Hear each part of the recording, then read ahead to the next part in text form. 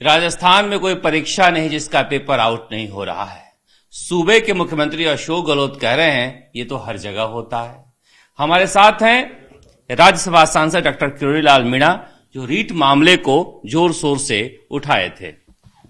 Sir, ये आपने रीट मामले को उठाया तो विधानसभा में कानून पारित हो गया, उस कानून से तो कुछ हुआ नहीं। उस कानून का क्या करें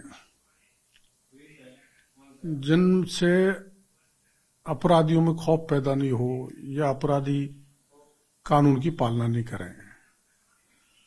और मैंने पहले भी आपको बताया था कि इसमें सारा तंत्र इन्वॉल्व है, सरकार के पक्ष के विधायक, मंत्री, पूरी परीक्षा कंडक्ट करने वाली एजेंसी। इसलिए हमने उस समय रीट में सीबीआई की मांग की थी। सीबीआई की मांग माननीय गहलोत साहब ने स्वीकार नहीं की, नहीं तो सबका इलाज हो जाता।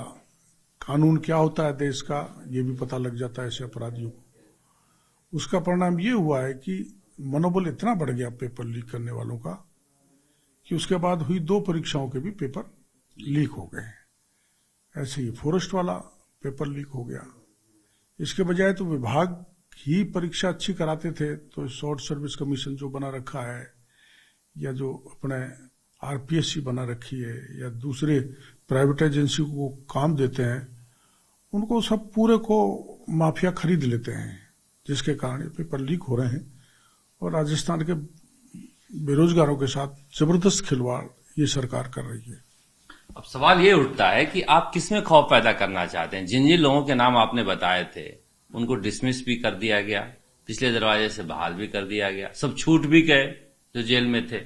मैंने एसओजी के अधिकारियों से बात की थी, तो उन्होंने यहां तक कह दिया कि जो डीपी झारोली है उसका इस घटना से कोई लेना देना नहीं है।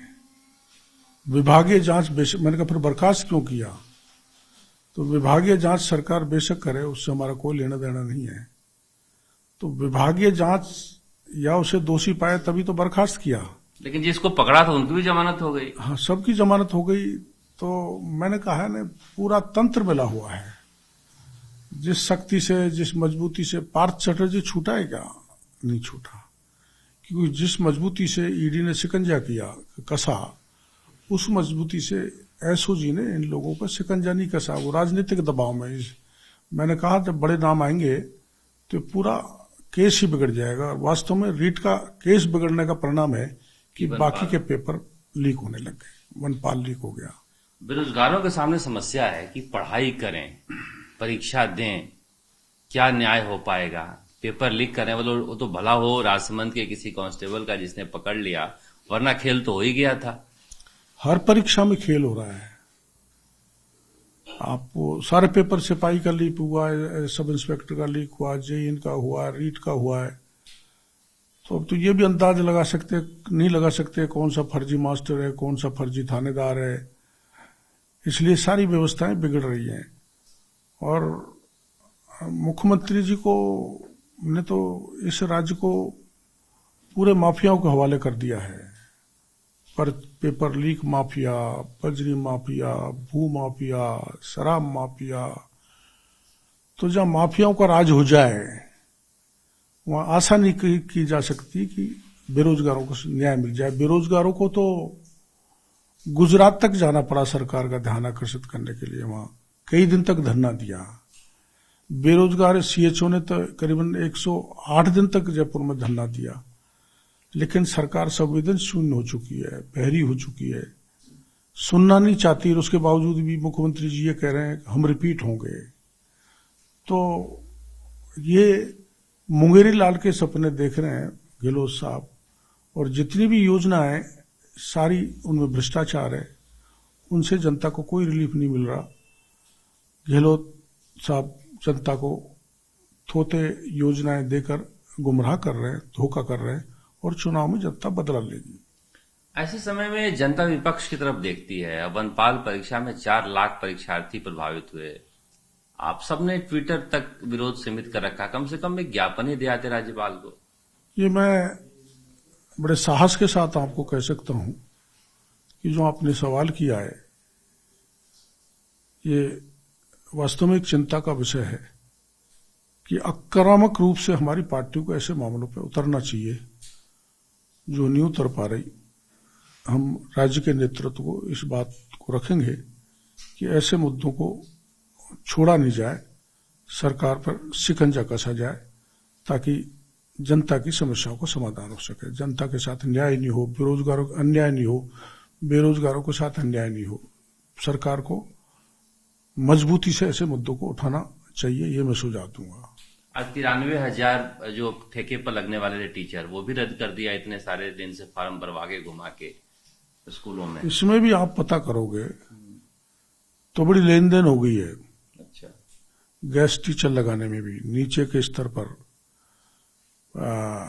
जो सामान्य कार्यकर्ता है, सत्ताधारी दल से जुड़ा वो, और प्रिंसिपल तक अब बेचारे उनके पीछे लगेंगे जो जितने भी पैसे दिए हैं, 10,000, 20,000, 25,000। ये हालात है। मैं आपको उदाहरण लाके दूंगा 2-4-5 दिन में। तो ऐसे क्यों करते हैं? ये सरकार को या तो ऐसी योजना लानी नहीं चाहिए थी। लायर इतनी बड़ी लोग 1 लाख के करीबन जिन्होंने अप्लाई कर दिया, उन सबको निराश किया है। और इस बीच जो नुकसान खाली वैकेंसीज के कारण जो छात्रों का होगा, पढ़ने वाले बच्चों के भविष्य के साथ भी सरकार खिलवाड़ कर रही है। ये दुर्भाग्यपूर्ण है, नहीं होना चाहिए। एक उदयपुर में जिस तरह की घटना हुई है, ट्रैक को उड़ाया गया है, कहा जा रहा है कि इंटेलिजेंस राजस्थान में लगातार फेलियर हो रही है। इंटेलिजेंस वो तो बहुत बड़ी घटना है, और इंटेलिजेंस फेलियर तो है ही। इंटेलिजेंस फेलियर तो आपने आमागढ़ में भी देख लिया, शंभू पुजारी की शव को लाया, उसमें भी देख लिया। मैं आदिवासी बच्चों को लेके घुसा था मुख्यमंत्री की नाक के नीचे, उसमें भी देख लिया। तो जब इंटेलिजेंस फेलियर यहां तक है कि मुख्यमंत्री के घर तक लोग पहुंच जाएं और बाद में पुलिस जगे, इंटेलिजेंस जगे, तो पूरी तरह से इंटेलिजेंस फेलियर है। और सरकार, पुलिस जो है पूरी तरह से विफल है, नाकाम है, नकारा है। इतनी बड़ी संख्या में वहां पर विस्फोटक आ गया, पटरी उड़ा दी गई। ऐसे तो नक्सली इलाकों में भी कभी कभार देखी जाती है, राजस्थान में तो बिल्कुल शांत माहौल रहा है। ये जो शांतिप्रिय प्रदेश था, पहले पुलिस में इतनी राजनीतिक दखलंदाजी नहीं होती थी। थानेदार से एसपी तक सब अधिकारी जो लगते हैं, पोस्टिंग पाते हैं, वो राजनीतिक दखल एमएलए की हो, सत्ताधारी दल के किसी बड़ी नेता की हो, उसके आधार पर होती है। इस पुलिस के राजनीतिकरण के कारण ये स्थिति बनी है जो आप बता रहे हो। इतने विस्फोटक कहां से आ गए? तो कभी राजस्थान में पुलिस का तो कम से कम राजनीतिकरण नहीं होता था, चाहे भैर सिंह जी का समय हो, चाहे वसुंधरा जी को हो, चाहे गहलोत साहब का पहला कार्यकाल हो। जो गिरावट है, जो इंटेलिजेंस फेलियर है, या जो इस ढंग के यहां पर हो रहे हैं, या उदयपुर में सर कलम करके भाग गए, ये घटने का कारण यही है कि पुलिस का पूरी तरह से राजनीतिकरण हो गया है और पुलिस दबाव में काम कर रही है। पुलिस में भ्रष्टाचार भी बहुत फैल गया। पुलिस के लोग कमाई में लग रहे हैं, लैंड ऑर्डर मेंटेन करने में कम लगे हुए हैं। आखिरी सवाल, ये सरकार जो है इस्तीफा देकर चल रही है। प्रसादी लाल मीणा कह रहे हैं ये हमारा इंटरनल मामला है। मुख्यमंत्री अशोक गहलोत कह रहे हैं मैं इस पिक्चर में नहीं हूं। सीपी जोशी कह रहे हैं नो कमेंट। तो ये इस्तीफा देकर सरकार कब तक चलेगी? देखो, असली पिक्चर में तो गहलोत साहब ही थे। एक तरह से उनकी कुर्सी को खतरा आया तो उनके इशारे पर उनके सबसे निकटस्थ शांति धारीवाल ने ये योजना को रूप दिया और सब बस में भर कर गए, सबने इस्तीफा दिया है। तो देश में मेरी समझ में पहला उदाहरण है इतने लंबे समय तक इस्तीफा दिए हुए हों और कॉन्स्टिट्यूशनल बॉडी के चीफ स्पीकर साहब ये कहें, कमेंट नहीं करें, नो कमेंट। उनको निर्णय लेना चाहिए। तो ये तो एक संविधान के प्रति जनता को गुमराह करने वाली बात हो गई कि स्पीकर एक्शन नहीं लेना चाहता, मुख्यमंत्री पिक्चर से अपने आप को अलग बताता है। और घने ही मंत्रियों ने जो इस्तीफा दे रखे हैं वो ट्रांसफर कर रहे हैं, पोस्टिंग कर रहे हैं, उद्घाटन कर रहे हैं। और इस्तीफा देने के बाद तो इनका कोई नैतिक अधिकार नहीं है कि ये सरकार में काम करें, और उस एमएलए को भी नैतिक अधिकार नहीं है जो डिजायर देकर ट्रांसफर पोस्टिंग करा रहे हैं। तो इस सरकार का पूरी तरह से आचरण अनैतिक हो चुका है, ये पूरी तरह से गलत है। स्पीकर साहब को कम से कम जनता को ये तो बताना चाहिए, राज्य को, कि किस किस एमएलए ने इस्तीफा दिया, किस किस मंत्री ने इस्तीफा दिया। वो लिस्ट भी उजागर नहीं कर रही है, तो हमको जानने का अधिकार है ना कि किस किस एमएलए ने, किस किस मंत्री ने इस्तीफा दिया, लेकिन वो भी जानकारी नहीं दे रहे। तो ऐसा खेला तो कभी राजस्थान में, देश में ही नहीं हुआ जो अब की बार हुआ है, अभी चल रहा है।